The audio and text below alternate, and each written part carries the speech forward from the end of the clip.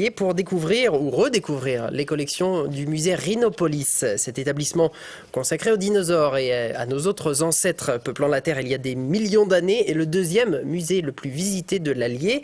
Il rouvre ses portes demain au public avec des nouveautés bien sûr. L'an dernier, 15 000 curieux avaient entrepris ce voyage au cœur des mondes disparus. Ariane Monfray et Marc Véry les ont découverts pour vous.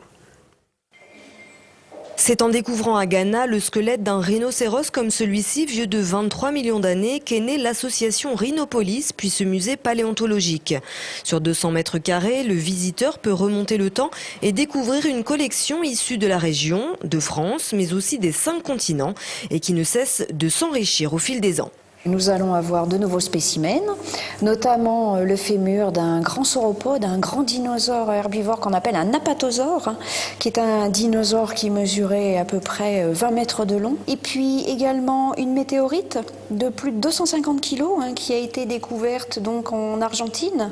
Parallèlement à ces collections, le musée a développé des activités pédagogiques autour de la préhistoire et de la paléontologie. Ces animations s'adressent à toute la famille.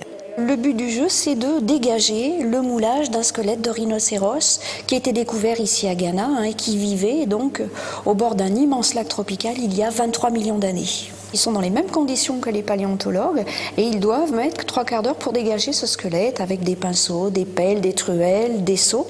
Des conditions de travail identiques à celles des professionnels qui ont trouvé les ossements de Ghana. Parmi les visiteurs attendus avec impatience pour cette nouvelle saison, un public de premier choix, les enfants.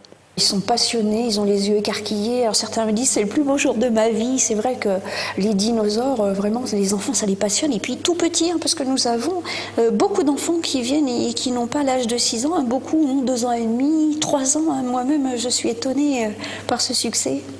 Le musée Rhinopolis surfe sur la vague du succès. Avec une fréquentation en hausse constante, l'établissement compte pousser les murs. Objectif, tripler sa capacité d'accueil à l'échéance d'avril 2012.